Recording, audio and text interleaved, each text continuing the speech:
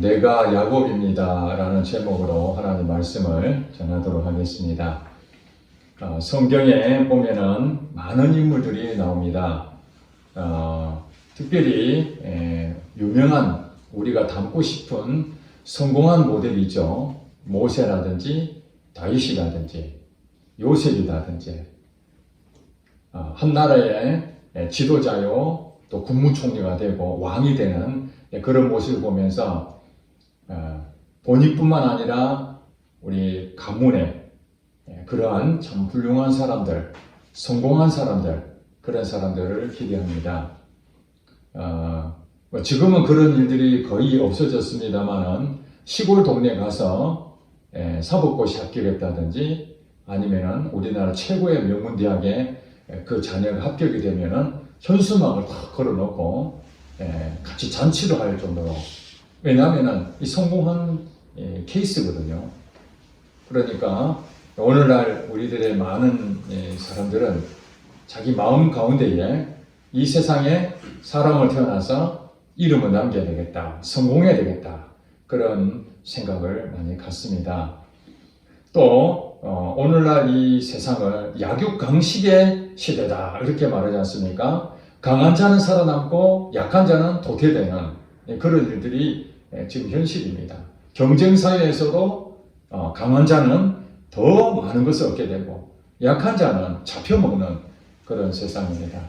여러분들이 성경을 읽으면서 참 성공한 케이스, 그것을 이 사회적으로 성공을 원한다면 그것은 성경이 말하고 있는 것하고 전혀 맞지 않습니다. 교회 다니면 부자가 된다든지, 교회 다니면 자녀들이 더 잘 된다든지, 또 몸도 건강한다든지, 성공한다든지, 높은 지위를 얻는다든지, 이러한 부분들은 모두가 동일하지 않습니다. 교회 다니는 사람 가운데서도 그런 사회적인 지위를 얻고 부자가 되고 몸도 건강하고 자녀들도 잘 되는 그런 사람도 있지만은 모두가 그런 하나님의 성공하는 세상적인 성공을 다 가지지 않는다는 것입니다. 제가 예전에 어떤 분이 목사님이 이제 록펠러에 대한 얘기를 했습니다. 록펠러. 여러분 잘 아시죠? 록펠러. 자기 어머니가 어렸을 때부터 11조를 해야 되고 또 교회를 주일 예배를 철저히 드리고 예배 드릴 때 맨 앞에서 항상 순종하고 목사님 말씀에 늘 순종하고 몇 가지 그런 가르침이 있었습니다. 그러면서 미국의 석유 왕으로서 세계 최고의 부자로 그렇게 이제 알려졌는데 그런 설교 어느 목사님 했습니다. 그랬는데 이제 그 중에 어느 이제 분이 감동이 되었던 것 같아요. 그래서 이제 생각에 세계 최고의 부자가 되고 싶다, 그런 소망을 가지고 기도를 했다고 합니다. 그것이 나쁘다는 것은 아닙니다. 그러나 모두가 록펠러처럼 될 수는 없다는 것이죠. 예수 믿는 사람은 다 록펠러처럼 그렇게 될 수가 없습니다. 성경에 보면은 이 사회적인 어떤 지위와 그것을 얻기 위해서 하나님 믿는 것이 아니라는 거예요. 오히려 반대입니다. 하나님은 이 세상을 창조하실 때에 그냥 아무 생각 없이 그렇게 만든 것이 아닙니다. 다 계획을 가지시고 또 선악과를 만든 것이 우리에게는 참 불행한 일이었죠. 그러나 하나님께서 이 선악과를 주신 것이 불행을 주려고 한 것이 아니라 우리에게 자유의지로 정말 하나님하고의 그 관계를 바르게 하는 데에 선악과가 필요해서 주신 것이거든요. 그것은 우리가 지키지 못했을 뿐이죠. 하나님께서 선악과를 만든 그 자체도 다 계획이 있던 것이고 우리 사람이 죄를 범할 걸 알면서도 우리에게 자유의지를 주신 것입니다. 하물며 저와 여러분들이 이 땅에 태어나면서 세상의 성공과 사람들이 우러러보고 인정받고 그렇게 모두가 다 살기를 바란다고 해가지고 그렇게 사는 것이 아닙니다. 그걸 위해서 예수를 믿고 그걸 위해서 교회를 다닌다면 기독교의 진리가 아닙니다. 그것은 이제 다른 종교에서는 그럴 수가 있습니다. 그걸 보고 기복신앙이라고 그래요. 기복신앙. 기독교는 기복신앙을 하면 안 되고 하나님의 섭리 가운데에 하나님 우리를 선택하셔서 이 땅에서 하나님 뜻대로 사는 것입니다. 아멘입니까? 하나님 뜻대로 사는 건 그것이 사회적 지위가 높든지 아니면 지위가 아주 형편없든지 돈이 많든지 없든지 때로는 내가 몸이 아프든지 자녀들이 잘 안 되든지 잘 되든지 상관없이 하나님이 나를 지으셔서 이 땅에 보내시고 하나님 뜻대로 한평생을 주님과 함께하며 하나님 뜻이 나를 통해서 이루어질 때 그것이 바로 하나님이 원하시는 목적이고 하나님 나를 부르신 이유입니다. 그것이 바로 성경에서 말하는 거예요. 그 중에 한 분이 요셉이고 그 중에 한 분이 다윗이고 그 중에 한 분이 모세로 높은 지위를 얻었던 한 사례입니다. 그러나 성경 전체를 볼 때에 그렇게 성공한 사회적인 부분에 성공한 하나님 쓰시는 자도 있지만 대부분은 그렇지 않는 겁니다. 대부분은 평범한 삶을 살았습니다. 며칠 전에 늘 기도하던 대로 하루는 기도하고 있는데 갑자기 하나님께서 제 마음에 야곱을 떠오르게 했습니다. 여러분 신앙생활 오래 하신 분들은 야곱에 대해서 모르는 사람 아무도 없습니다. 오늘 이 시간에 야곱이 어떤 사람인지 아니면 야곱이 거기에 대해서 모르는 지식을 얻고자 하는 것은 전혀 아닙니다. 다 알고 있습니다. 그런데 제 마음속에 야곱이 떠오르는데 제가 그 마음이 딱 드는 거예요. 내가 야곱이구나. 오늘 제목이 뭐죠? 내가 야곱입니다. 제 입에서 그냥 나오는 것이 하나님 제가 야곱입니다. 그런 마음이 들었습니다. 그러면서 이 창세기에 나와는 이 야곱에 대해서 다시 한 번 더 쭉 묵상을 했습니다. 한 주간 동안 묵상하면서 말씀도 이 말씀을 전해야 되겠다 그 마음이 들어서 오늘 본문을 선택했는데 이 야곱을 생각하니까 야곱은 성공한 사람은 아닙니다. 그리고 대부분은 야곱을 닮고 싶은 사람이라고 그렇게 지목하는 사람은 그렇게 많지 않습니다. 자기 자신이 야곱처럼 간사하고 남을 잘 속이고 너무 인간적이고 실수도 많고 허물이 많은 그것을 철저하게 깨달은 사람들은 내가 야곱처럼 그런 사람이구나 그렇게 느낄 수는 있지만 야곱을 모델로 삼는 사람은 거의 없습니다. 왜냐하면 이 야곱은 성공한 사람이 아닙니다. 사회적인 지위를 얻은 사람이 아닙니다. 그럼에도 불구하고 이 야곱은 하나님의 인정을 받은 사람이라는 거예요. 그것이 저와 여러분들이 도전을 받을 수 있는 것이죠. 야곱이 너무 높은 곳에 있다면 내가 노력해도 어떻게 내가 갈 수 있나? 내 능력으로는 불가능해요. 제가 가끔씩 아주 대단하신 분이 간증하는 것을 제가 들었습니다. 특별히 전도할 때 정말 집요하게 그 사람을 한번 딱 정하면은 교회 안 나오고는 못 베기도록 정말 내 마음을 다해서 집요할 만큼 상대방이 더 이상 오지 마라 해도 수십 번씩 가서 결국에는 교회를 나오게 만드는 그런 성공한 케이스들을 얘기할 때 결과적으로는 참 전도한 열매가 있어서 참 박수치고 싶은데 제 한 마음에는 야 나는 저렇게 할 수 있을까? 나는 저 정도의 의지가 안 되는데 사람들이 그것을 받아주면 감사하겠지만 거절하면은 그 내가 자존심을 다 내팽개치고 또 다시 설득할 수 있겠는가? 아 이거 도저히 안 되겠구나 그런 마음이 먹거든요. 그리고 어떤 분이 참 교회를 정말 멋지게 크게 건축하고 그것도 한 번도 아니고 교회를 여러 군데 개척하는 그 목사님 보면은 야 교회 하나 세우는데도 너무 어려운 일인데 어떻게 많은 교회를 이렇게 세워나갈까? 열매는 있고 성공한 모습을 보이는 전 도저히 자신이 없는 거예요. 그런 점에 봤을 때 오늘 야곱은 제게 큰 위로라고 생각합니다. 너무 감사한 거예요. 그 훌륭한 사람도 있지만 하나님 그 사람도 분명히 쓰신 거죠. 그럼에도 불구하고 연약하고 부족하고 실수 많고 허물이 많은 내 자신이 참 이렇게 하나님 앞에 그 큰 위대한 삶을 보면은 그냥 가슴이 작아지고 부끄럽고 죄송하고 그런 마음이 있는데 야곱을 보면은 아 나도 하나님께 이제 쓰임 받을 수 있겠구나 하는 자신감이 생기는 거예요. 내 스스로의 자신감이 아니라 그나마나 똑같으니까, 예, 같은 입장이니까 그런 생각이 듭니다. 오늘 본문을 한번 보겠습니다. 오늘 야곱을 통해서 여러분들이 새로운 걸 얻는 게 아니라 다 아는 겁니다. 그러나 그 야곱이 나하고 어떤 관계가 있는지 그것을 같이 이렇게 조명했으면 좋겠습니다.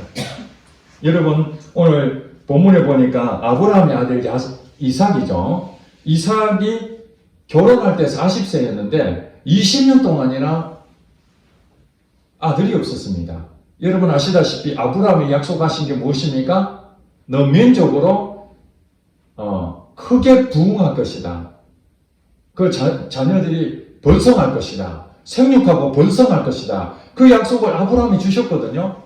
그렇게 나온 아들이 이삭입니다. 물론 이스마엘도 있지만은 그 약속의 아들이 아니잖아요. 하나밖에 없는 이삭인데 결혼했는데 20년 동안이나 아들이 없는 거예요. 기가 막힐 일 아닙니까? 하나님이 약속이 왔지만은 당장에 이루어지는 게 아니라는 것을 우리는 알아야 됩니다. 그때 어떠감이 이삭이 기도합니다. 하나님 아들을 주세요. 자녀를 주세요. 그래서 20년 만에 오늘 본문에 보니까 21절에 이삭이 그의 아내가 임신하지 못하므로 그를 위하여 여호와께 간구하며 여호와께서 그의 간구를 들으셨으므로 그의 아내 리브가가 임신하였다. 여러분 하나님께서 이삭을 잘 몰랐을까요?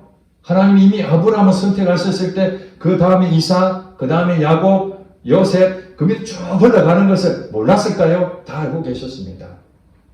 그러면 하나님의 뜻은 우리가 생각한 대로 척척척척 그렇게 가야 되는데 현실은 그렇지 않습니다. 약속은 주어졌지만 이삭에게도 20년 동안이나 아들이 없다는 거예요. 그때 이삭의 고백이 무엇입니까? 여호와께 간구하게 됩니다. 하나님 뜻은 그냥 저절로 주어지는 것처럼 보이지만은 때로는 그 일이 막혀서 하나님 약속이 이루어지지 않으니까 그때 고민하게 되죠. 어떤 일이 생기니까. 만약에 이삭이 결혼해가지고 바로 아이가 생겼으면 기도하겠습니까? 기도 안 하죠. 20년 동안이나 안 되니까 이삭이 기도하게 됩니다. 그렇게 해서 아들을 얻었는데 한 명도 아니고 쌍둥이를 얻게 됩니다. 쌍둥이. 자, 여기에서 이제 우리가 중요한 겁니다. 쌍둥이를 낳게 됐는데 성경에 이렇게 말합니다. 쌍둥이를 얻었는데 그 안에서 싸움이 일어난 거예요. 여러분, 저는 쌍둥이를 가져본 적이 없기 때문에 잘 모르겠습니다. 아마 쌍둥이를 가졌는데 서로 치고받고 싸웠다는 얘기 여러분 들어보셨습니까? 아이들끼리 뭐 싸우겠습니까? 이 땅에 존재 자체를 잘 모르는데. 그런데 22절에 보니까 그 아들들이 그의 태 속에서 서로 싸우고 있다는 거예요. 그래서 이 리브가가 자기 안에서 무슨 일이 생겼구나 생각하고 하나님 앞에 이게 무슨 일입니까? 하고 물어봤답니다.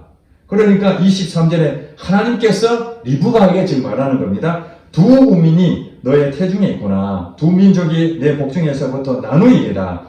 이 족속이 저 족속보다 강하겠고 큰 자가 어린 자를 섬기리라. 이렇게 말을 했습니다. 여러분 이것만 봤을 때 우리가 임신했을 때요. 그냥 임신된 것이 아니라 하나님은 그 아이에 대해서 미래까지 다 보고 있다는 것입니다. 여러분들이 이 땅에 존재할 때에 태어나서가 아니라 이미 존재하는 그 순간부터 하나님께서는 이 아이가 어떻게 갈 것인지 알고 있고 또 태어나기 전부터 이미 하나님께서는 우리를 다 선택하셨다는 것을 알 수 있습니다. 문제는 여기에 뱃속에 있는 아이들은 자기 미래를 모르는 거죠. 자기 미래를 자기가 개척해 가는 것이 아닙니다. 이 사회에서는 우리에게 가르쳐 주기를 스스로 개척하라. 성공하기 위해서 노력하고 힘을 쓰고 그렇게 해서 인정을 받고 높은 자리에 올라가라. 거기에 대한 많은 책들이 있지 않습니까? 성공에 이르는 책들. 그걸 봐라. 처세술.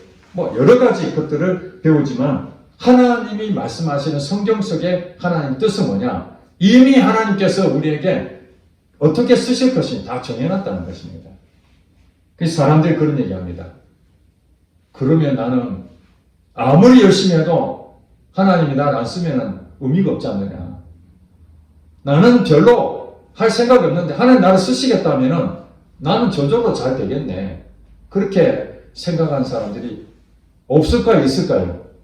있죠, 당연히. 세상은 지금 노력해서 성공하고 많은 걸 얻으라고 그렇게 가르치고 있는데 성경은 그것이 아니라 하나님의 뜻대로 선택된 자, 그를 통해서 하나님 일하신다고 하는 것이 성경이거든요. 그러면은 그런 일이 있느냐? 사도 바울이 그랬습니다. 로마서 9장 13절에 그렇게 질문하는 사람이 있어서 그 얘기합니다.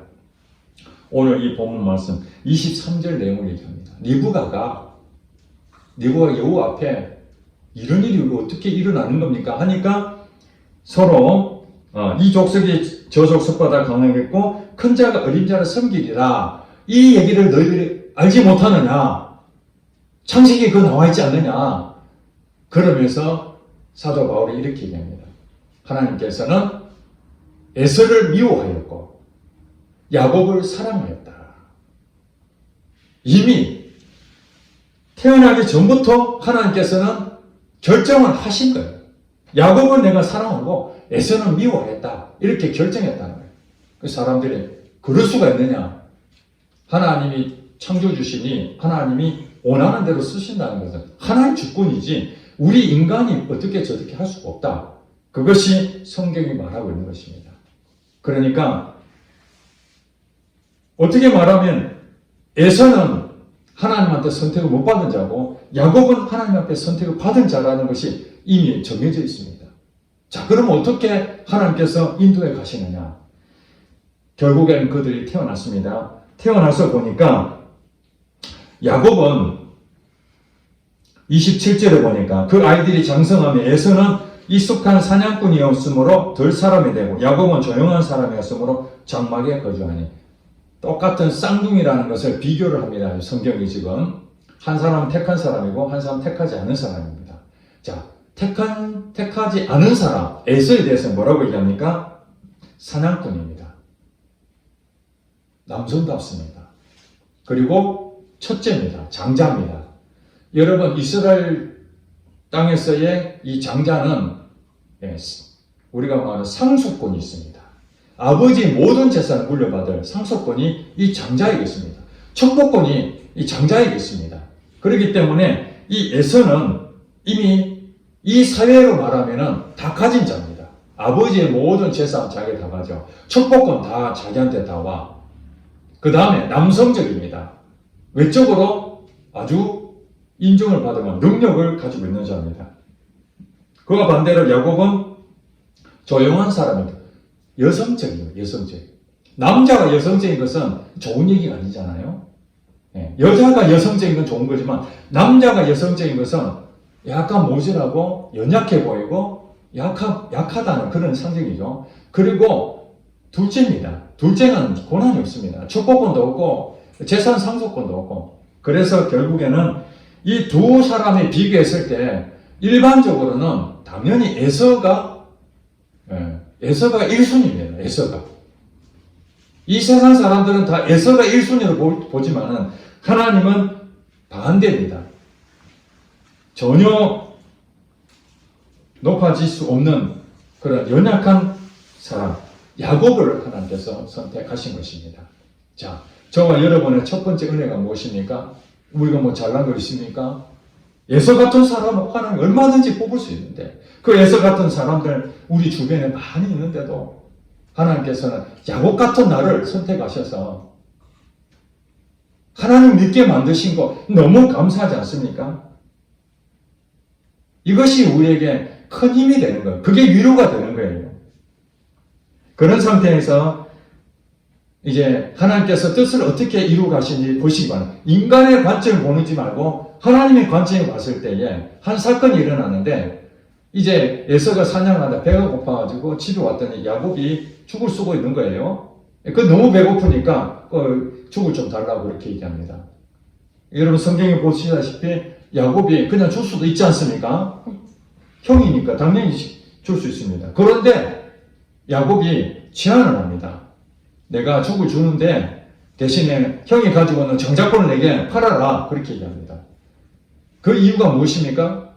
이미 어렸을 때부터 리브가는 하나님이 자기에게 무슨 말하는지 다 알고 있잖아요. 이게 본문에 말했잖아요.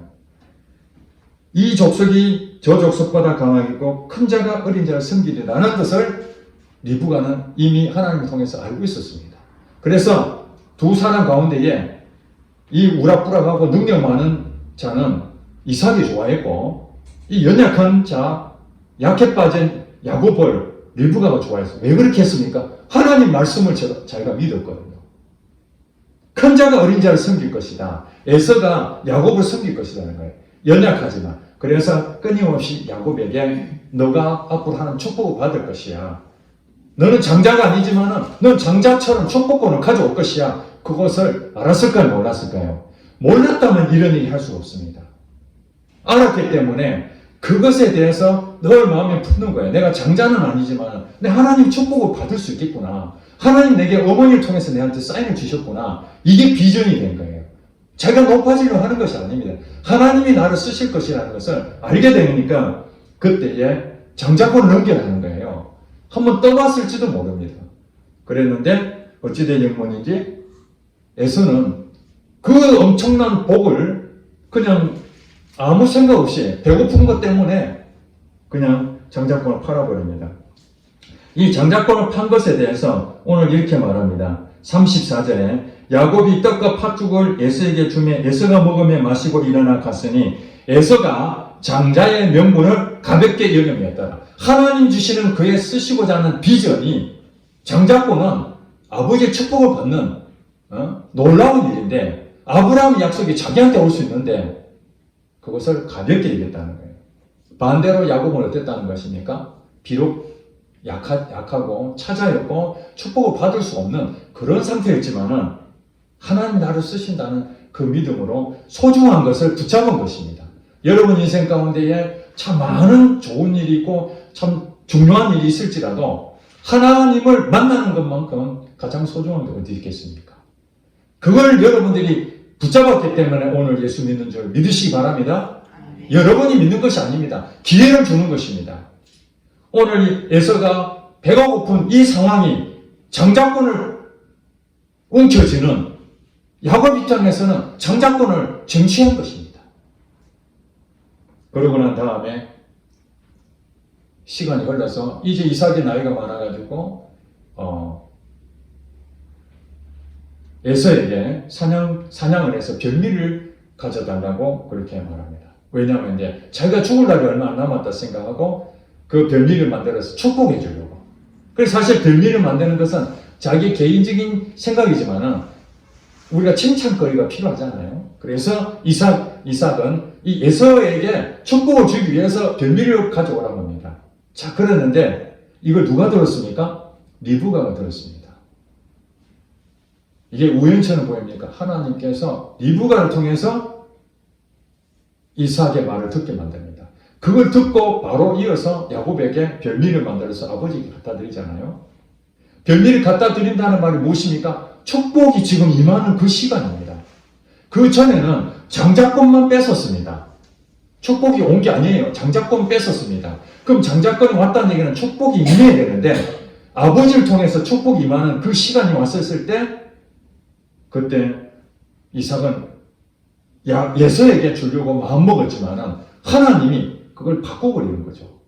장자권을 쟁취했을 뿐만 아니라 축복할 때에 별미를 만들어 온, 물론 그 방법이 좋은 일은 아니었습니다만은 그러나 그것조차도 합력하여 선을 이루어 가시는 하나님이신 거예요. 결국에는 야곱이 축복을 받게 됩니다. 여기서 우리가 생각할 것은 그렇습니다. 리브가가 야곱에게 너희 형처럼 다 꾸며가지고 아버지에게 들어가다니까 야곱이 뭐라고 얘기합니까? 어머니, 이거 아버지를 속이는 일입니다. 그건 옳지 않은 일입니다. 저는 안 할랍니다. 자신이 없습니다. 그렇게 말하지 않습니까? 리브가가 뭐라 합니까?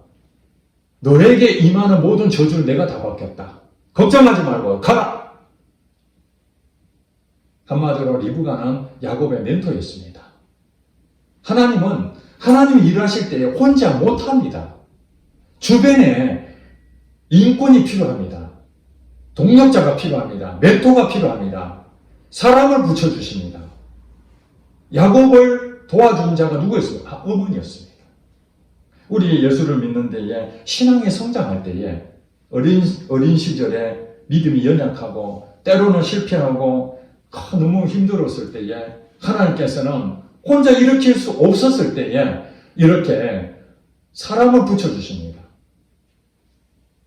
어머니를 붙여주신 것처럼 사람을 붙여주셔서 야곱에게 용기를 주잖아요.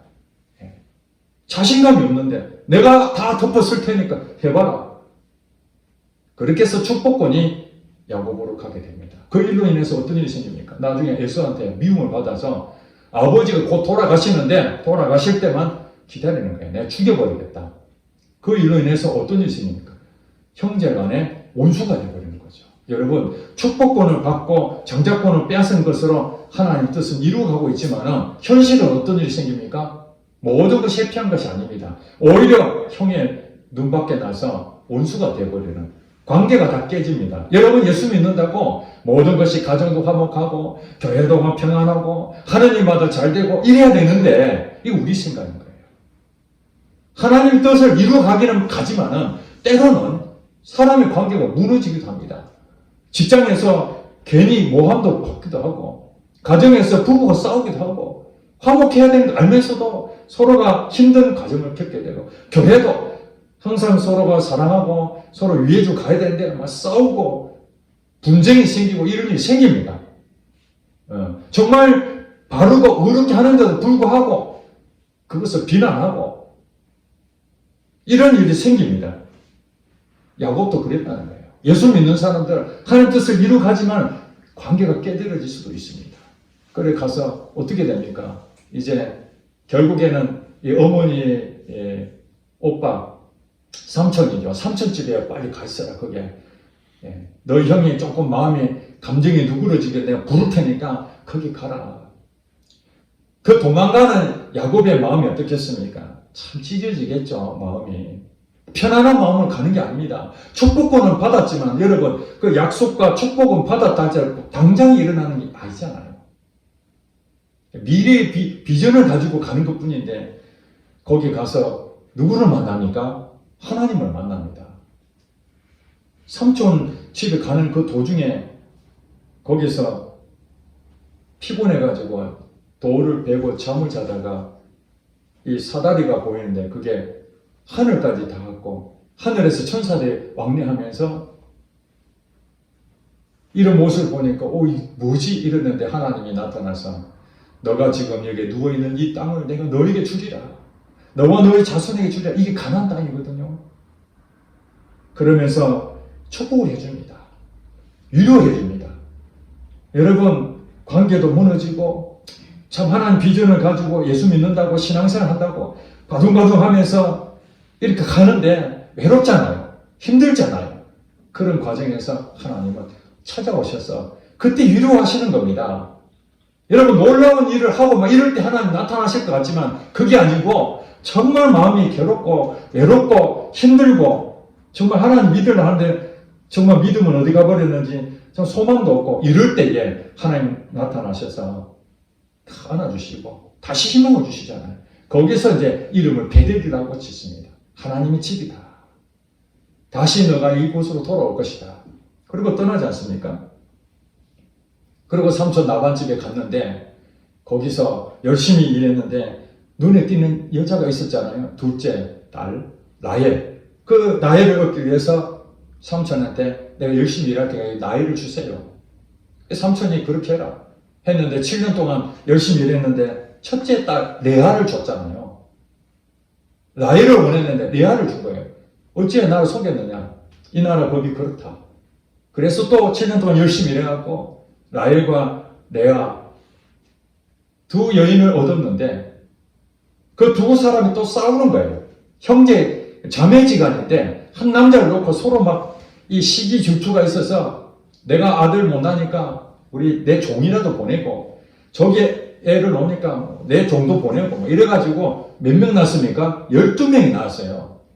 사실은 야곱의 가지고 있는 생각은 라헬 하나만 얻는 겁니다, 사실. 그랬는데 자기 뜻에 관계없이 레아를 얻게 되고 양쪽 첩까지 4명을 통해서 12명의 아들을 낳은 거예요. 자기가 계획했습니까? 산하지 않은 것도 아니고 막 많이 낳겠다는 것도 아니고 하다 보니까 12명이 된 거예요. 이거 기가 막히죠? 본인은 몰랐는데 우리는 지금 12지파를 정확하게 알고 있잖아요. 12지파. 예수님 제자를 12제자. 12라는 것이 이미 상징수 아닙니까?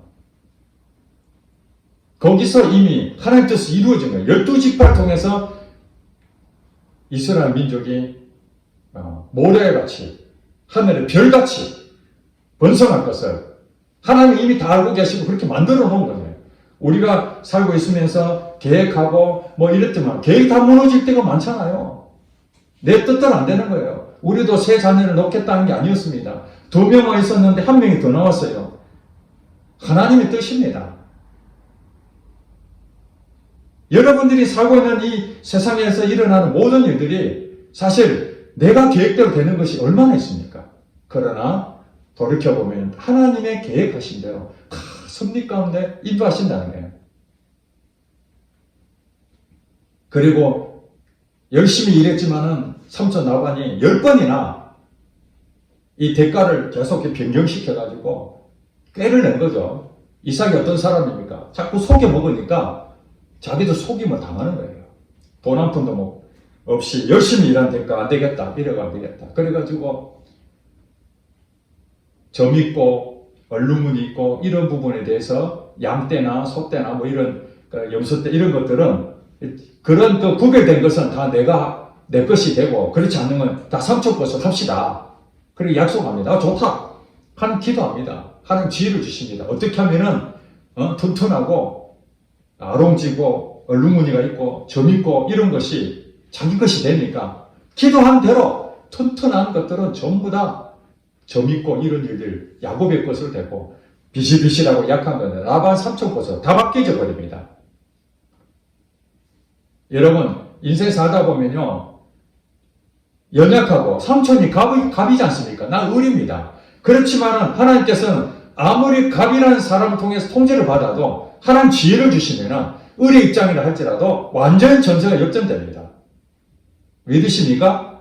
여러분 일터에서 지금 사장한테 돈을 받고 있고 그렇게 하고 있다. 그분이 갑일지 모르지만 하나님 여러분에게 지혜를 주시고 능력을 주시면은 위에보다 아무리 능력이 뛰어나지 못하고 가진 것이 없어도 여러분 전세가 역전시킬 수 있는 것입니다. 그것이 야곱에게도 일어난 거예요. 거부가 돼가지고 돌아옵니다. 여러분 돌아올 때 어떤 일이 생겼습니까? 이제 고향을 돌아가는 휘파람 불고 금이 한양하는 가운데에 갑자기 생각하는데 예전에 형한테 쫓겨왔잖아요. 나를 죽인다는데 비록 20년이 지났지만 그래도 그 형이 내 마음을 아직도 죽이려 하는 거 아닌가 그 생각이 난 거예요. 그래서 꾀를 또 냅니다. 인간적인 방법을 탁 써가지고 자기는 맨 뒤에 가고 맨 앞엔 종들 보내고 죽으면 또 이쪽을 피하고 저를 피해서 도망치려고 하는 계산 다 해가지고 가다가 전령을 보냈더니 거기서 떠본 거죠. 나에 대해서 어떻게 생각하는지 선물도 보내고 이렇게 했더니 에서가 장정 400명을 데리고 자기한테 온다는 거예요. 여러분 어떻게 생각합니까? 당연히 나 죽이러 오는구나 그 생각한 거예요. 두려운 거예요. 그래서 약봉나루에서 다 이렇게 떠나보내고 혼자 홀로 남았을 때 방법이 없잖아요.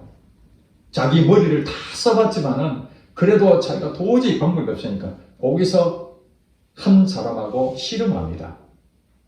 밤이 새도록 씨름하는데 야곱은 자기 인생 전부를 걸어야 될 때라는 걸 알았던 것 같아요. 절대로 안 놔주는 거예요. 결국에는 나중에 보면 그 천사였죠. 천사와 씨름해서 그 천사가 야곱의 다리를 후려쳐서 허벅다리에 그게 꺾이게 되고 그러면서 내게 축복해달라고. 나 축복해달라고. 그렇게 해서 이스라엘이라는 이름을 얻게 됩니다. 하나님과 결국 이겼다. 이스라엘. 그게 이스라엘 민족이 된 겁니다. 야곱 찌질이 같은 연약하고 참 별볼일 없는데 그가 성공한 것도 아니에요. 그 씨름해서 정말 나 좀 살려달라고 그 결단하고 나갔을 때에 하나님 앞에 너가 이겼다. 너 이긴 자야. 여러분 이긴 자는 얼마나 좀 대단합니까? 늘 지던 그 야곱이 에서도 이긴다는 거 아닙니까? 그 축복을 받은 거예요. 그러면 여러분 이쯤 되면 이제 자신감 생겨야 되잖아요. 야 이제 성령 충만하고 하나님 은혜가 넘치고 너는 이제 능력자야. 이름도 바뀌었어. 그러면은 당당하게 에서를 맞아야 되는데 여전히 두려운 마음이 생겨요. 여러분 성령 충만하고 모든 것이 막 이렇게 돼서 세상을 디빌 것 같은 그런 거 있다 할지라도 인간이기 때문에 남편하고 관계가 무너졌는데 오늘 은혜 받으면 남편을 안아주고 무슨 말해도 내가 그거 다 감당할 수 있어. 근데 남편 얼굴 쳐다보는 순간 옛날에 기억이 나잖아요. 싸우고 막 상처받고 그러면 또 두려워지고 이런 것이에요 지금. 얼마나 인간적입니까?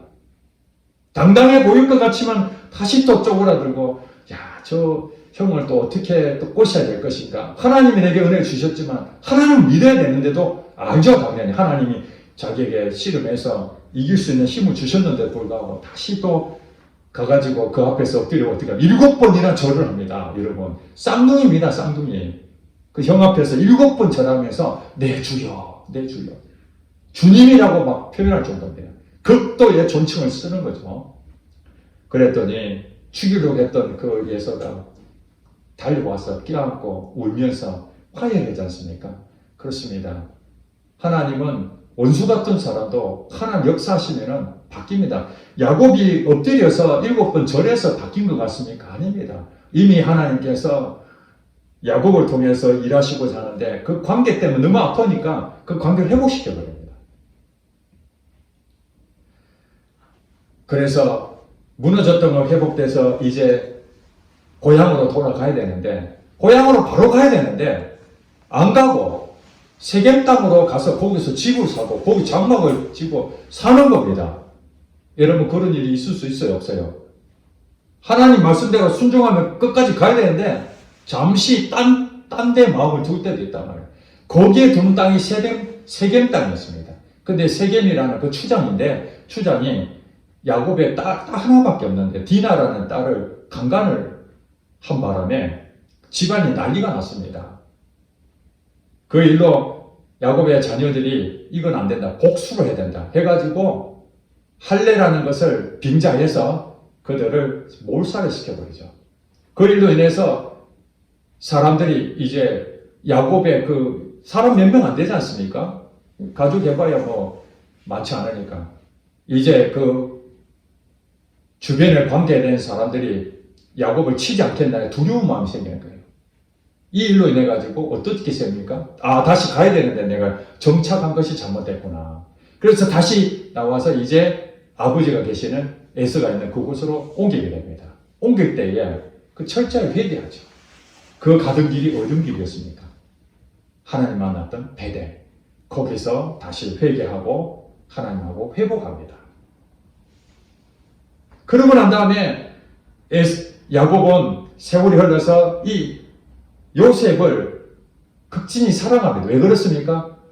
그 요셉을 낳았던 라헬이 삼촌 라반집에서 떠나올 때 거기서 베냐민을 낳고 죽어버리거든요. 마지막 아들 놓고 죽여버려요. 가장 사랑하는 아내를 잃어버린 그 슬픔이 얼마나 크겠습니까? 그래서 그 낳았던 자식이 요셉을 끔찍하게 사랑해서 형제들을 편애하게 됩니다. 12명을 골고루 이렇게 사랑해줘야 되는데 요셉을 특별히 사랑하니까 당연히 다른 형제들이 시기 질투할 수밖에 없잖아요.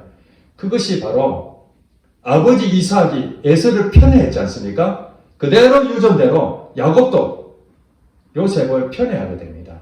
이 일로 인해 가지고 요셉이 종살이를 받지만은 실제로 야곱의 입장에서는 아들 잃어버렸잖아요. 죽었다 했으니까. 그렇습니다. 좌로나 우로나 치우치지 않아야 되는데 때로는 우리가 예수를 믿어도 편애할 때가 있고 좌쪽으로 갈 수도 있고 우쪽으로 갈 수 있습니다. 그걸로 인해 가지고 일이 막 발생이 되는 거죠. 분쟁이 생기고 어려운 일을 당하게 됩니다. 아들을 잃어버리는 일이 생깁니다. 얼마나 기가 막히겠습니까? 그런 가운데서 그것도 하나님의 뜻이었던 것입니다. 여러분, 우리가 볼 때 참 억울하고 우리가 볼 땐 실수해가지고 편애하는 것 때문에 그래서는 안 되는데 그걸로 인해 가지고 요셉을 잃어버렸는데 그 요셉이 애굽의 국무총리가 돼서 자기 온 가족을 이전하지 않습니까? 그래서 그 바로 왕 앞에 갑니다. 야곱이. 그때가 130세였습니다. 노후로 나이가 늙어 이제 노인으로서 애굽 땅에 갔는데 바로 왕한테 이렇게 고백합니다. 야곱의 마지막 고백의 장면이 바로 왕한테 내가 지금까지 살아온 인생이 험악한 세월을 보냈나이다. 딱 한마디로 험악한 세월을 보냈습니다. 여러분, 야곱이 마지막에 고백했던 것이 무엇입니까? 난 성공한 사람입니다. 이렇게 말하지 않고 참 험악한 세월을 보냈다. 그 안에 무엇입니까?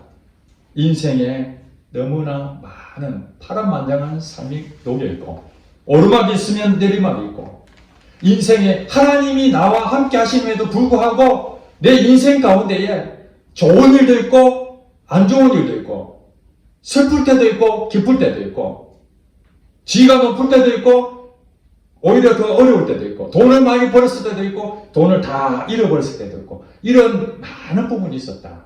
그러나 이제 애굽 땅에 와서 130살에 들어와가지고 147세에 죽었으니까 17년 동안의 그 인생은 이제 요셉을 통해서 그의 형제들이 건성하게 잘 한 민족으로 보여지는 것을 마무리하고 죽습니다. 자, 이제 말씀을 정리하고 마칩니다. 이게 야곱에 대한 일대기가 무려 25장부터 35장까지 10장에 걸쳐서 창세기에 기록이 되어 있습니다. 그 내용을 여러분 시간 날 때 한번 읽어보시기 바랍니다. 그냥 하나에게 일어나는 사실대로 되어 있지만은 시간 관계상 여러분 제가 함축했습니다. 딱 한마디로 요약하면 야곱은 정말 지극히 인간적인 사람이다. 우리와 똑같은 사람이다. 넘어지기도 잘하고 남을 속이기도 잘하고 간사하고 여성적이고 능력도 없고 그럼에도 불구하고 하나님 그를 태어날 때부터 선택하시고 한 민족으로 쓰임 받는데 구약 성경에 아브라함의 하나님, 이삭의 하나님, 야곱의 하나님으로 그는 야곱의 하나님으로 불리는 자입니다. 이야기에서 말한 야곱의 하나님이 무엇입니까? 파란만장한 인생 가운데 살았던 그 속에서 내가 함께 했다는 거예요. 저도 이것을 생각하면서 하나님은 제가 야곱입니다. 제 과정을 돌아보니 참 파란만장한 시간들이 흘렀는데 앞으로 인생 마지막 갔을 때 제가 마지막 하나님 험악한 인생을 살았습니다. 그러나 하나님이 나와 함께 하신 그 하나님 뜻이 이루어진 것 너무나 감사합니다. 이게 제가 소망입니다. 우리 젊은이들은 지나간 시간이 많이 없고 앞으로 남은 시간이 많겠지만 이 야곱을 통해서 여러분 인생 가운데 파란만장한 인생이 있을 수 있습니다. 보통 사람들은 바로 고속 승진하고 남들보다 더 빨리 가고 더 높은 자리에 올라가려고 하지만은 때로는 그렇지 못하고 내 인생 이제 끝나는 것인가? 사람들도 인정받지 못하고 지금까지 승승장구했는데 내가 이렇게 한순간에 추락할 수 있을까? 그런 생각이 들 때 남들은 정말 대단해 보이고 나는 너무나 찌질이같이 보일 때 그때 야곱을 묵상하시기 바랍니다. 그 야곱이야말로 하나님께서 위대하게 쓴 사람입니다. 비록 사회적으로 성공하려고 우리가 모델이 안 될지 모르지만 하나님 앞에 놀라운 복을 받은 사람이야말로 저는 야곱이라고 강력하게 말할 수 있습니다. 바로 저도 야곱인 것처럼 여러분들 야곱이 되셔서 하나님의 놀랍게 쓰임받는 여러분 되시기를 주님 축복합니다. 기도하겠습니다.